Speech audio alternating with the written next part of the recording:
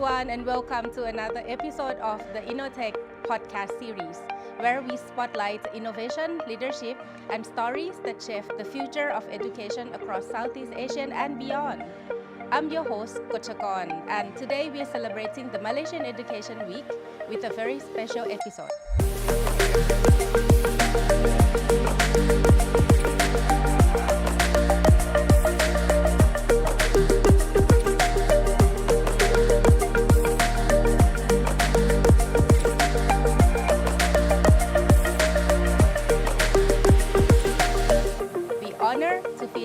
His Excellency Dato Abdul Malik Melvin Castelino, Ambassador of Malaysia to the Republic of the Philippines, who is at the forefront of educational transformation. Our theme for today's podcast is Pioneering the Future Workforce through Digitalization and TVET. And trust me, you'll like to stay tuned. Before we delve into our topic, let's discuss the context.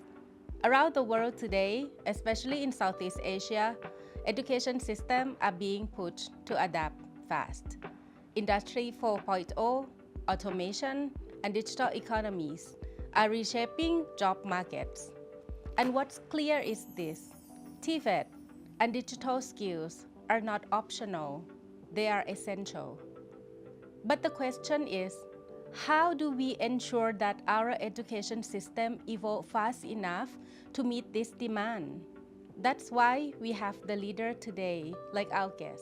So thank you very much for joining us today, His Excellency Dato Abdul Malik Melvin Castelino. Or may I please allow me to call me Malik. Just call me Malik. Ambassador Malik. Thank you very much. Thank you very much for being with us today at this episode for the Malaysian Education Week. Today we will talk about the theme is the pioneer in the future workforce through digitalized and TVET. TVET is the Technical Vocational Education Training, which is the level of education that is somewhat very critical, somewhat is meaningful to the development of the workforce of the country. So, Excellency, before we start, may I probably ask you a little bit about the situation, the status of the technical vocational education training in Malaysia? So how is the situation of the TVET right now? Thank you, Kochakorn. First and foremost, thank you so much for having me on the show. I want to, of course, express my thanks to the Director General Maha for also being so supportive of the Malaysian contingent. As you know, this year Malaysia is hosting ASEAN as a chair with the theme Inclusivity and Sustainability, and throughout the whole process we are focusing, of course, one of the key priorities is education, and that is where TVET has come in. As you know, Malaysia has been engaged in the development of TVET since the early 1960s, and I think the government at that point in time realized that TVET needs to be given priority in order to develop our work skills and, of course, our workforce. And we are continually working to enhance TVET structure in each of our economic development plan every 5 years. In fact, the most recent development plan was launched by my Prime Minister a few days ago. And again, TVET was given emphasis. In 2024 alone, I think we have almost 212,000 new enrollments that was recorded in TVET. Of course, now the current TVET curriculum spans a broad range of fields, including engineering, ICT, hospitality, construction, agriculture, creative arts, and of course, community services. We also have established the National TVET Council in December 2020, which plays a key role in coordinating policies and initiatives across the various ministries and sectors to streamline efforts and avoid fragmentation. It is very important because different ministries have different priorities, and of course we want to make sure everything's aligned to our national development plan. Our TVET institutions are, of course, integrating digital skills, as you know, such as AI, robotics, data analytics, and of course IoT into the curriculum. Of course, some institutions in Malaysia also being transformed to become smart TVET campuses for tech-driven learning experiences. As you know, AI and digitalization is now one of the core challenges we are facing, and of course opportunities. Yes. And we want to make sure that the next generation of our workforce are ready to be able to go into the workforce and face this new decade, as we call. Among the various institutions we have in Malaysia that works on TVET at this level, including the German-Malaysian Institute, or GMI. Of course, they are looking into integrated advanced manufacturing processes, including mechatronics and automation. We also have a strong partnership with the German companies to support smart campus innovation. Penang Skills Development Center, SPDC, is the other important institution that offers R 4.0 Centers of Excellence. It again provides training in IoT, cybersecurity, robotics, and of course smart factory solutions. And not forgetting the Malaysian Japanese Industrial Institute. It promotes smart learning with Japanese technology and integration. This of course includes automation, labs, real-time digital simulation, and virtual learning platforms. I want to again emphasize the fact that all these various institutions, including the ADTC, or Advanced Technology Training Center, which we have campuses all around the country, being particularly important to our workforce, because they are training the next generation of workforce in these skills. Another one that is important is of course Institute Kemarian Tinggi Belia Negara.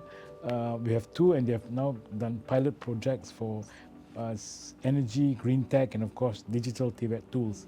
And they're also trying to integrate e-learning and virtual workshops and real-time assessment tools. Another important institution that we are proud of is of course the Institute or University in Malaysia Pahang Al Sultan Abdullah, which functions as a TVET university and focuses on smart manufacturing, digital engineering, and industrial IoT, and also is trying to bridge the gap between academia and the industry in high-tech sectors. So these are some of the work we do. Like cut across from the basic education up until the higher education. That's right. That's right. But we're focusing on the skills training and also preparing them to become the workforce, Precisely. to become the human capital development of the country. Because we want our workforce and our students to have different pathways. Some, of course, will go into more substantive learning, but some will go into technical learning. Actually, this is the point that I like to go back a little bit. That so far, is it difficult for the learners in Malaysia to choose this pathway? I think they assess based on their interests and their skills. Obviously, during my time, when I was a student, once I reach my secondary education, I have a choice, either going to the technical fields, I have the chance to go into the arts field or the science fields. So the students have the ability to be able to decide, but also at the same time they also assessed where they would be more suitable for. So there will be both sides, the preference and also the system. Yeah, because you want to make sure that the system aligns to the needs of the country also. So what we are producing needs to be also aligned, in tune with the needs of the country in terms of the growth of the various sectors, and I think that's very important. Yes, this is very important, that it's not just only they themselves that will be the one choosing, but also the country also have the demand for the manpower. So you have the human capital development plan. That's right. For the country. And also it allows the students to have choices. I think that's very important, no? Because I think end of the day, what the student interests is will be, of course, something that's going to drive the student towards, achieving greater development. So that's also another important factor. The choices by the students, they are given more pathways, and I think that's key also in this development of the various institutions.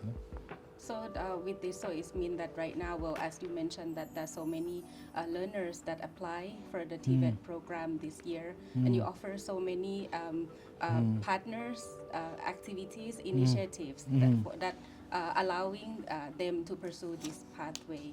But well, after they continue their education here, in this digital world, as we may see that, well, right now the education and technology, we cannot avoid the technology, right? So digital AI and everything is already here. But is there any gaps, or is there any challenges that the TVET sector face when it comes to the digitalization of education. Well, allow me to just touch a bit more on some of the initiatives we are doing. Sure. Under the 13 Malaysian Plan, which was just launched, we are planning to re-strategize some of our TVET with a focus on high growth value of our sectors, HGV, you know.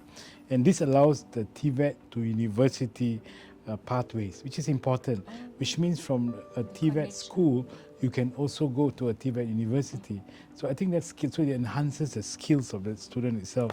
And of course, we are trying to align our TVET standards with regional and global framework, including ASEAN qualifications, reference framework. And I think that itself gives us, a road into regional and global acceptance. As you know, the world is becoming global now. So, and on top of that, it allows us to collaborate, of course, with other countries. And we have done this through exchange programs, joint training initiatives, and of course, benchmarking. These are some of the initiatives we are doing. And finally, we're also trying to government is trying to make the TVET more inclusive and accessible. And I think that's important because based on our ASEAN theme this year, which is inclusivity and sustainability, inclusiveness is very important. More so for countries like in ASEAN, like Malaysia, Philippines, and the other ASEAN countries. And we need to make it more accessible also, so that we can target the underserved groups. And of course, we can improve public perception through national branding campaigns. Previously, there's always this notion of TVET is seen as secondary, But for me, and of course the government, of course many other players now, including the teaching institutions, see TVET as an important component, because this is where you can train, workforce with specific technical skills, especially in this world of current world of AI and robotics and electronics. And of course, we have now included the expansion of curriculum to have specialized training programs for aging care. These are some of the examples. Even in aging care, we have done. And of course, this is in line with our National Aging Blueprint, 2025 to 2045, with aim to elevate the care sector. So this is one example of the sector we are talking about. So I think it's important that we look into this in a more holistic way, rather than just looking on one particular sector. I also like to mention a bit about, you asked me the question just now, about the Malaysian Technical Cooperation Program. Yes. This is something that we have adopted since 1980s, and it's a flagship assistance program aimed at sharing our expertise and of course experience and technical expertise in developing countries. We have done this in a way to include our partners from the various developing countries to be a part of this program, so that it allows us to share what we know. At the same time, we also learn from these participants. So this collaboration is important. So we have this on a regular basis. In fact, it's one of the most strongest development assistance program we have, and a large number of Philippine alumni has actually graduated from this. So of course it reflects our commitment to international development and South-South cooperation. Of course, this includes through short-term training, study visits, and technical attachments. They supported thousands of professionals throughout the ASEAN countries, even as far as the African continent and even Latin American continent. So the avail of that. Yes. That scholarship as well. Yeah, and again, I said it's also a question of sharing. So besides facilitating benchmarking, we also contributed to the development of our own TVET, because we learn from the participants also how we can further improve ourselves and of course the program itself. And I think that has allowed us to be able to learn and improve our own TVET structure. But before we moving forward, actually I touched upon the point you said that, well, there's a linkage that is very important between the TVET to university, and actually there should be also the linkage from basic education to TVET as well. That's right. So the development as a whole is very important. And you also mentioned about the ASEAN qualification references framework that the Malaysian also champion at this point as well. can you also elaborate a little bit more if there are any other initiative that can emphasize this kind of linkage between from basic education up until the higher education? Coming back a bit very quickly to the MTCP again, it also encourages digital economy related skills that allows our institution to stay at the forefront of innovation, build international training, of course, align our local curriculum to global practices. The alignment between the basic education, again, to the higher education is seen in how the students are allowed at a very early age to be able to have all the three necessary pathways being presented to them. Both the technical knowledge and of course the basic education, general knowledge. So as the student moves from primary to secondary and then to either TVET or university, there's a continuous learning process. So the students will be given the basic critical understanding, basic critical process of thought thinking process, and of course learning, writing and reading.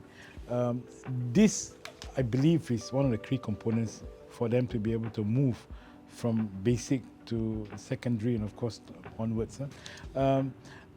It's important to understand that the TVET system that we have in Malaysia is a system that is continuously progressing. It is not a system where it's one size fits all. So it moves, it changes according to the needs of the industry and of the country, and of course what is the focus on. But we hope again, we need of course more support from the international community as a whole, so that we can use what we have collectively in order to further develop our skill set and of course our training and our development. We were speaking earlier before the show about the need for students to have basic education. I just want to share my point of view. I think the basics is key to learning, because with this advanced age of AI and of course digitalization, students sometimes are not given the ability to, or trained in the ability to think critically, to think in a way that requires them to use the thought process.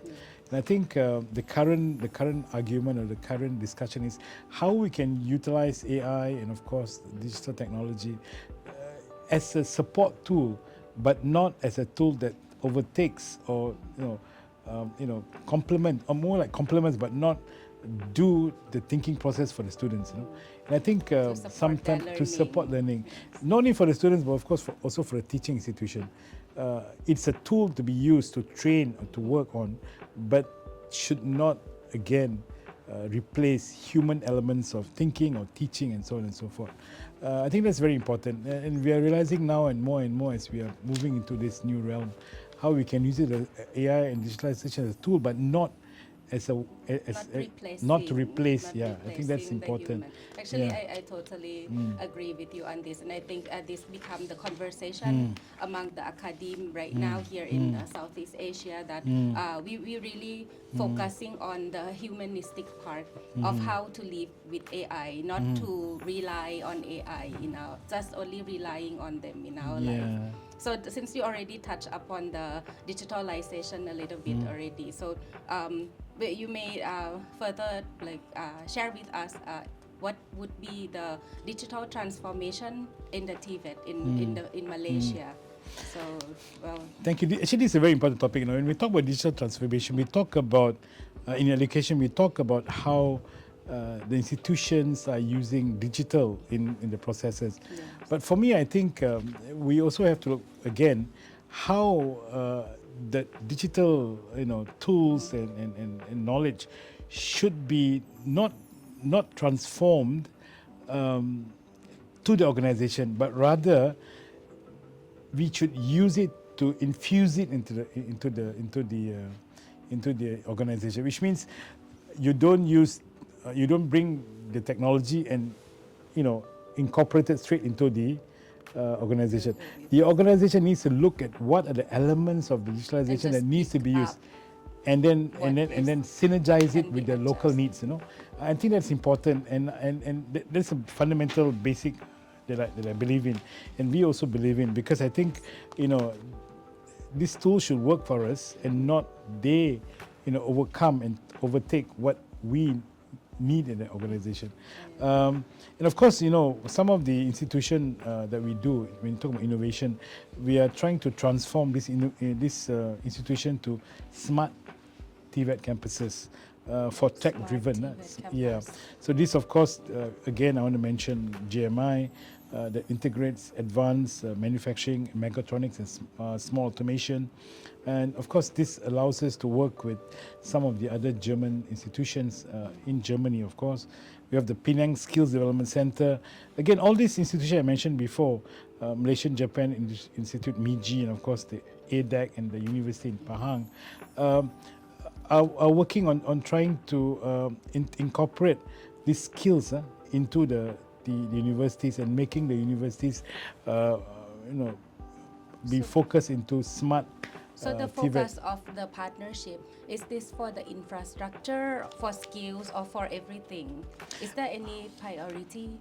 Well, I think it is both infrastructure and also on the learning process, because smart campuses, of course, when MTCP or TVET first started, it was basically looking more into engineering, in terms of how use the basic tools for you to produce, move into. But with digital AI and of course AI, we need to utilize those tools to be able to connect with the next generation of students. And that's where we develop the smart TVET campuses that focuses on this sector, this tool. Sector. That's right. That is an AI. Is there any challenges? I mean, like for the smart TVET classroom, is it in the city and those in the urban? Well, I think. Is there any challenges in Malaysia in terms of developing this smart classroom for TVET? Well, in Malaysia, we've been blessed because the government is, of course, has focused a lot on accessibility. Both in terms of infrastructure and of course in terms of connectivity, and of course that requires a huge amount of funding that the government has emphasized on, and our GDP, one of the largest portion, even in our RM13, is focused on education. So we have done a lot of work in terms of developing accessibility. Of course, this includes connectivity issues, and we are trying to, of course, we have the Jendela plan under the Jendela initiative, where we work in expanding our 4G coverage and laying the groundwork for 5G. Nice. And we also, of course, access to devices, and we have done this by providing subsidies to our marginalized society to encourage more CSS programs from the private sectors. But I think the important thing we have to realize is the government and the private sector needs to look into how they can increase accessibility and connectivity and funding. Of course, the other part is, of course, the manpower, and I'm referring this to the teaching staff and profession. They also would need to be focused on, because by not providing them necessary skills or necessary funding, they will not be able to, of course, carry out the role effectively. So it works on both trends. But again, I think it's imperative for countries to realize that you need to work, you need to spend, you need to focus on education, because they're the next generation for growth. At the same time, also, I think it's also imperative for us to realize that we need to, of course, get support from our partners, and this includes not only the private sector, but of course our friends in the globalized world. Of course, when you talk about globalized world, we have ASEAN, and ASEAN, of course, is emphasized, and we are working together to develop this framework. And beyond that, we also have our dialogue partners in ASEAN. Of course, we have our other partners from Europe and the other countries.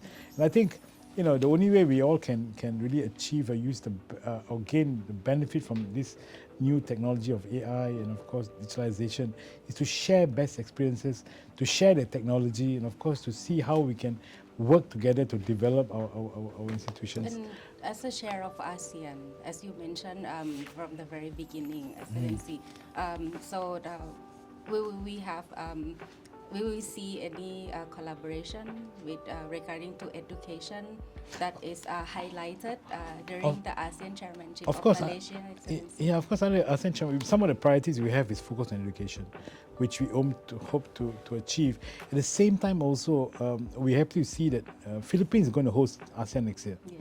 and I think there'll be a synergy between what we are working on and what Philippines is working on.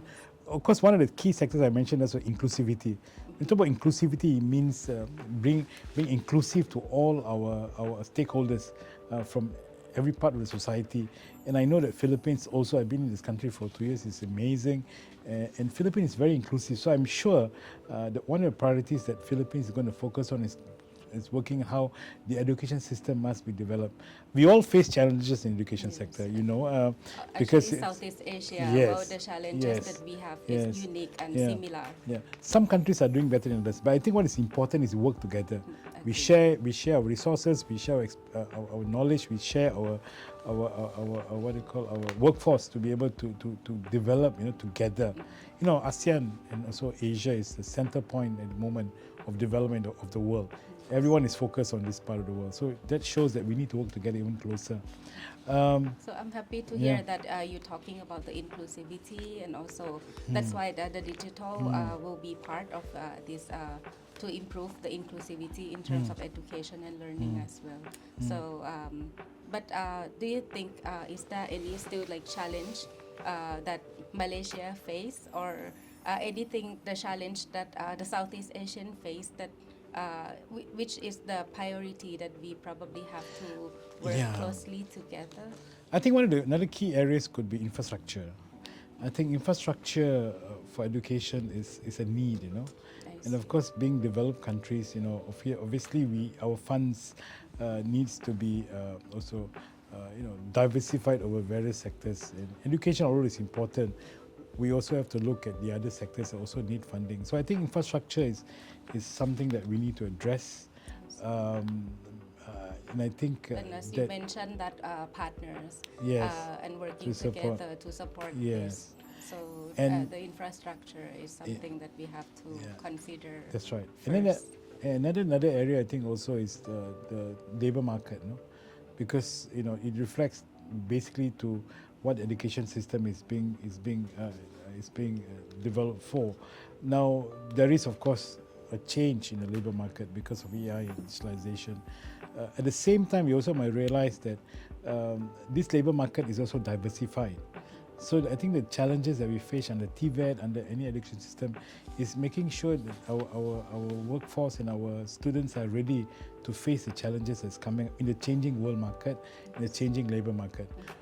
That is something we need to analyze, country by country. And of course, what we can do is see how we can bring together all the knowledge we have. And of course, the resources, and seeing how we can help to develop this important sector. And I like your idea that you said that the foundation is key. Is key. That is very important. And we also must ensure that that the TVET, not in Malaysia but of course the other countries, we need to establish a dynamic, inclusive and future-ready ecosystem. So it not only addresses the rapidly, as I mentioned, labor market, but also how it can influence development. Countries are changing. The world system is changing. And I think we have to equip our students and our next generation to be able to face these changes. And both TVET and of course, institutions like SEAMEO, INNOTECH can help in getting ready this next generation of students and of course the labor force to meet the challenges of the future. But I'm very confident because I've seen what ASEAN can do. Of course, I've seen what Malaysia is doing. I've seen what Philippines is doing, and I know that with besides the countries concerned, but institutions like SEAMEO INNOTECH, which we have been working very closely with, are at the forefront of this transformation. Yes, because well, this is not the issue that can address just only by one country, but well, we have to do it like well together as a whole, as a holistic approach. But I believe that before we wrap up, I'd like to give you the last question. What do you foresee in the next 5 to 10 years with regarding to the TVET, technical education and vocational training in Southeast Asia? What do you foresee, and what do you think how the trends should be? No, I think if you ask me in the next 5 to 10 years, I'll be retired by then. By the way, but I anticipate, or maybe I can join TVET. But I anticipate, by that time, but I anticipate be able to work together. I believe TVET is going to play a very important role, and of course, in Malaysian context, it will help for Malaysia to shift towards a more high-income, innovation-driven economy. Of course, this includes connecting skills training with developing sectors like green technology, artificial intelligence, advanced manufacturing, renewable energy, of course, which is very important now, especially in the Philippines, smart agriculture and digital economy. So these are focused on the next 5 to 10 years. So I think TVET has a role to play, very important role. Institutions like SEAMEO INNOTECH and of course the other TVET institutions needs to see how we can incorporate all these new sectors, new developing sectors into the education skill set. To be able to, like I said, ensure that the students, the labour market are ready to be able to utilize them for development. Go beyond, and as you mentioned that the world is not stopped at AI and everything, because things will change. The digitalization world has changed every second. Yeah, when I was growing up, sectors like green technology was basically at the infant stage. We never heard of it. Maybe we did, but we didn't pay much. It's very new. AI basically in those times was basically, we look at movies as, they have this, future movie, what do you call it, futuristic movies.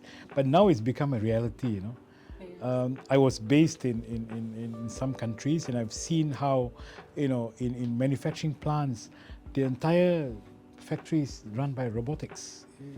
The human involvement is just in one of the offices where they maintain the system. Renewable energy, again, this is a new area. It's slowly taking over the carbon-based energy. And smart agriculture. When I was growing up, I remember most of the task was done by human force, workforce. But now you have advanced technology that can actually, they can actually do the work which was done by humans.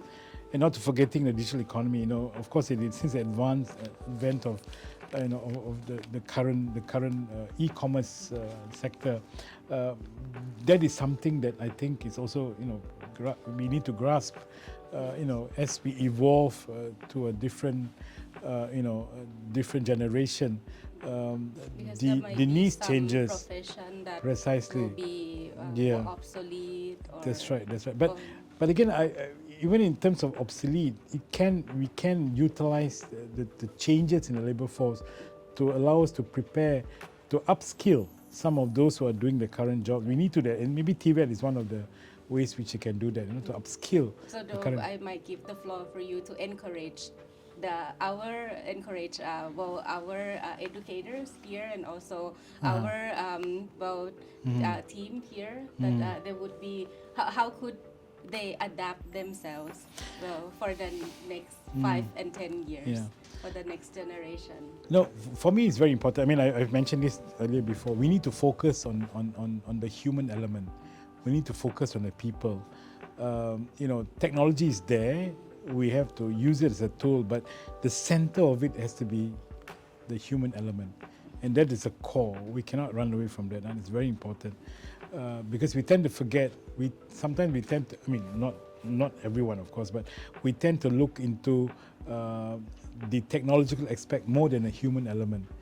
We must make sure the human element remains the core of whatever we do, whether it's to incorporate technology or to move forward, but that should be the most important. Number two, again, very important emphasis, which SEAMEO INNOTECH is doing, we all are doing, is collaboration. I think with this current dynamic, and of course geopolitical changes to the world, the key is cooperation. The key is finding a way to be able to collaborate, not only to develop your countries, but at the same time to develop the other countries or the other communities. Because if not, we lose sight of what is important, that is joint progress. It's no point that one country progresses by itself while the other countries, are not. Because the world is so interconnected now. It's a global world. Everyone must have a share in this growing economy. So to leave someone behind, like they said, leave the one behind. The leave the one behind should not only be on a country basis, but should be on the world basis. Everyone in the global world should not be left behind. They must grow together, and that's where there's a fundamental, platform for peace and security. Because everyone develops, everyone has, the right to live an equitable and, of course, equitable and fair, fair life, or developed life. Then there will be a basis for peace and security, and I think that's key. And let's not forget, of course, again, we must again focus on the marginalized society. I think that's another important factor. Again, it's something that we developing countries are facing. The more we uplift the marginalized society, the faster the country also will grow. So for me, I think I just want to say that that we need to work together. We need to learn together. We need to share our resources, share our technology, share our know-how, for us to build a stronger and brighter future. So, not only for us, but of course for our younger generation, which is very important. So you have captured all the aspect of the development of education. But actually, even though we focus on the digital transformation for the technical, vocational, and education and training, but actually what you mentioned is the education as a whole.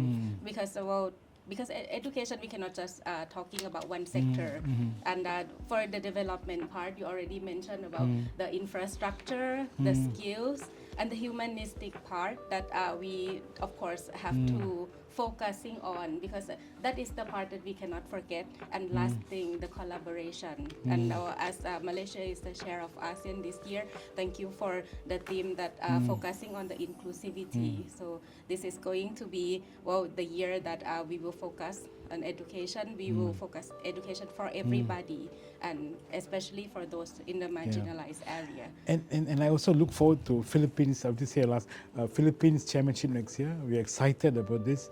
We know Philippines has so much to offer to ASEAN, and we in Malaysia will support Philippines during their chairmanship. It's what Philippines have done to us, and we're excited about this. And I want to So we look forward to work together. And before we end, can I have one last word before we end to our audience here with regarding to encourage them of how they should live their life to ensure that they are well equipped for the next future 5 and 10 years. For me, it's one of the things I've learned through my career and my life is always be brave.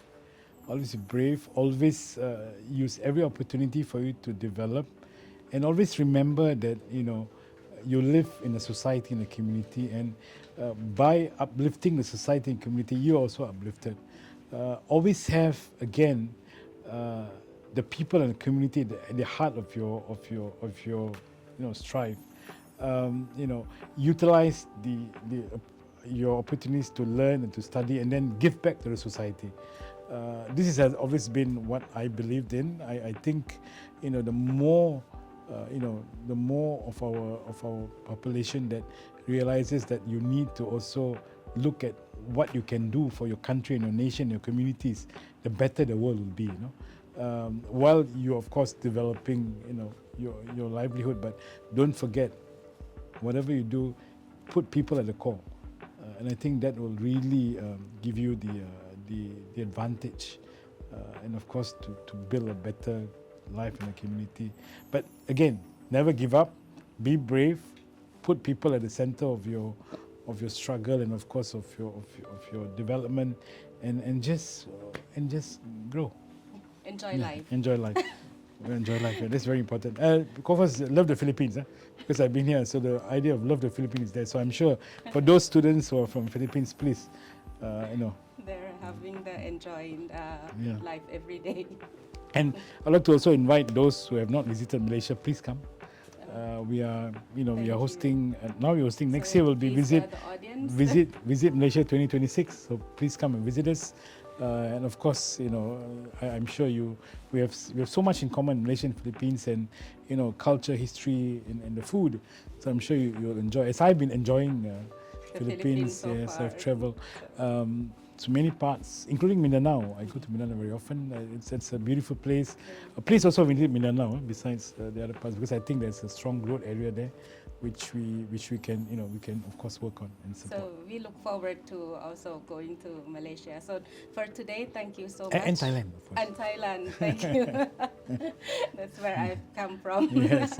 Thank you so much, and thank you for the powerful words. Thank you for sharing for both what the substance with regarding to what the government of Malaysia is doing, and also your personal view with regarding to the development. It's not just about the infrastructure. It's not just about the materials, but it's really about the heart. That's right. how I see. So thank you so much for being here with us. Thank you. And so what a powerful conversation. Thank you very much for our amazing guest, His Excellency Dato Abdul Malik Melvin Castelino, Ambassador of Malaysia to the Republic of the Philippines, for sharing your insight in this episode.